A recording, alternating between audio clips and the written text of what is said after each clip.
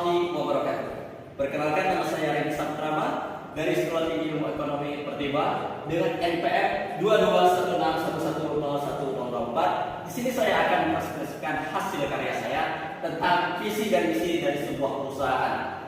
Dari mata kuliah Manajemen Strategik dengan dosen pengampu yaitu Bapak Ahmad Yani, SEMSI PhD. Baiklah, kita masuk ke materi. Pertanyaan mendasar dari sebuah perusahaan ketika ingin dibentuk, kita ingin jadi apa? Itu adalah sebuah kata-kata yang sangat filosofis yang memberikan yang namanya perusahaan tersebut ingin bawa kemana. Ya, muncullah pertanyaan-pertanyaan lain. Kita ingin jadi apa? Yang pertama, bidang apa perusahaan kita ingin didirikan? Baik itu di bidang komunikasi, baik di bidang pangan, bidang pertanian dan lain-lain. Habis itu apa fondasi perusahaan kita sehingga kita bisa berdiri? Kondisi berdirinya apa? Selanjutnya itu adalah kompetensi apa yang kita punya? Apakah itu komunikasi, apakah itu IT, apakah itu berdagang, gitu kan? Itu kompetensi yang harus kita punya dalam mendirikan sebuah perusahaan. Dan selanjutnya bagaimana perusahaan ini bisa dikembangkan? Future, masa depan. Itu bagaimana perusahaan ini bisa proyeksi sampai ke masa depan, gitu ya? Apakah terus maju atau bisa pilot? Yang kelima itu menggunakan bagaimana kita mendapatkan modal dari usaha kita. Modalnya itu bagaimana? Baik itu modal berupa uang maupun modal berupa pegawai. Yang selanjutnya itu dari mana kita mulai? Nah, ini dia kata yang sangat krusial. Dari mana kita mulai mendirikan sebuah perusahaan? Kita mulai dari yang namanya visi dan misi. Lalu awalnya, kenapa visi dan misi dalam sebuah perusahaan itu sangat penting? Yang pertama, visi dan misi ini memberikan tujuan dari sebuah perusahaan, tujuan yang sangat jelas, apa yang diinginkan oleh perusahaan tersebut. Yang kedua, memberikan jalan untuk program perusahaan. Tanpa visi dan misi yang jelas, maka program perusahaan juga tidak akan berjalan dengan baik. Ya. Sehingga, jika program tidak berjalan dengan baik, perusahaan tersebut bisa pilot ataupun bisa juga bangkrut. Yang selanjutnya adalah sarana untuk mencapai goals atau tujuan tertinggi dari perusahaan tersebut. Apa yang ingin dicapai? Lanjut.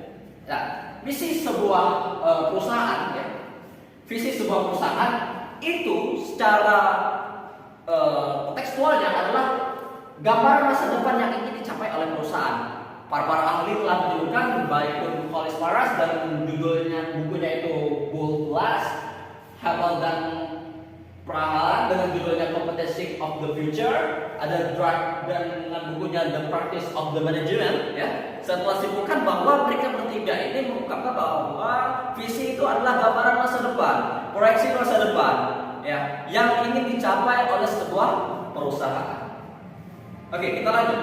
Di sini adalah ada global company in the world, ya, perusahaan global di dunia. Salah satunya example adalah Google dengan perusahaan search engine di bidang pencarian, dan yang selanjutnya itu adalah Amazon dengan perusahaan online shop.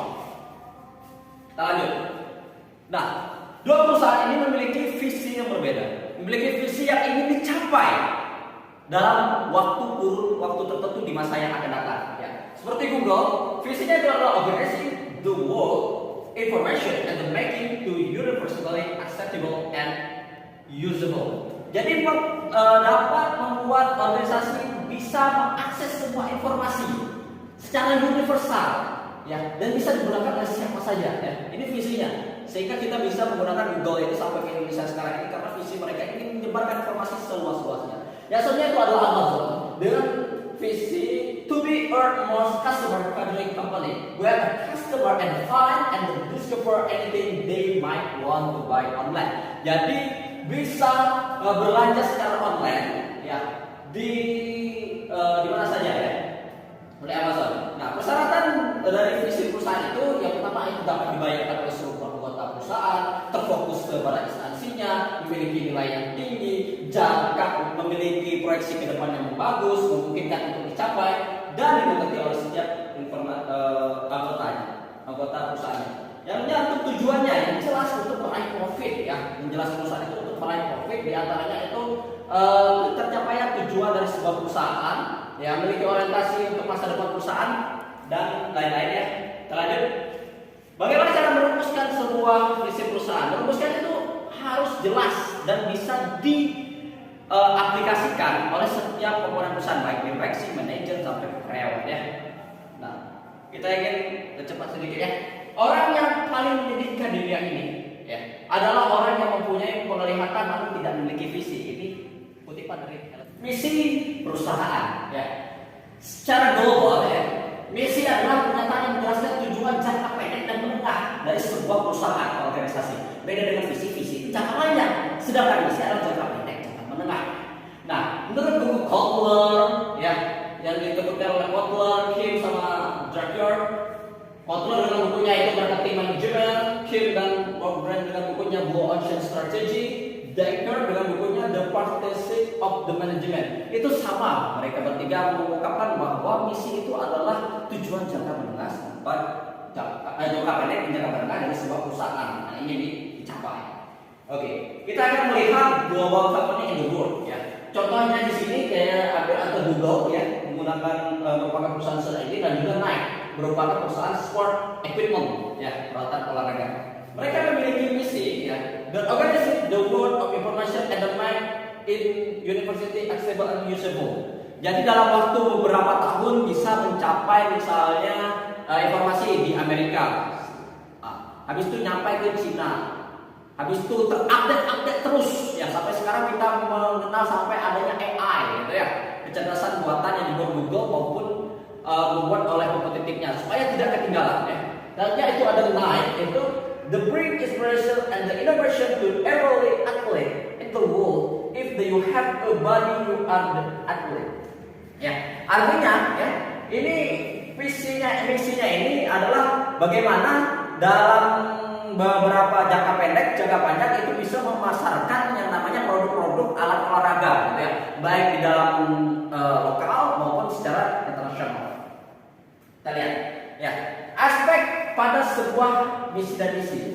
Ada goals atau sasaran, ada tujuan atau objek, ada tugas, kewajiban dan purpose and duty. Habis itu ada standar operasional atau operational standard. Habis itu ada prosedur operasional, ada operation prosedur, ada facilities atau fasilitas, ada pelaksana, ada operatornya ya, baik di lapangan maupun di kantornya.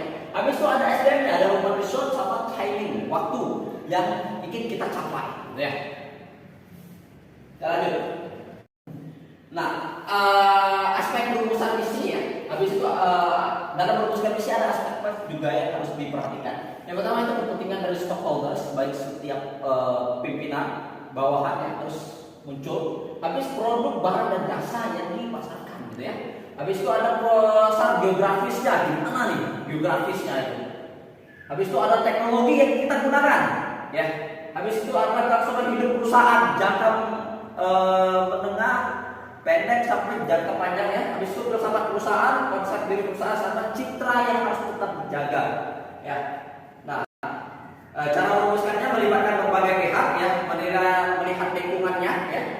Habis itu menyebarluaskan, menjelaskan kegiatan utama dan SDM untuk memungkinkan organisasi perusahaan melaksanakan program-program jangka pendek dan jangka menengah secara ekonomis dan juga secara baik. Oke, satu kata dulu, visi dan misi. Fondasi yang baik akan memberikan proyeksi terbaik bagi perusahaan, ya. Nah, apa sih kalau visi misinya baik? Ya, ini yang ingin kita cari. That's right, profit maksimum, ya. Oke, terima kasih. Thank you attention. Do you have a question? Silakan kontak saya di @sadrama@gmail.com dan sosial media Twitter saya di IG @sadrama_ali. Demikianlah presentasi yang saya sampaikan.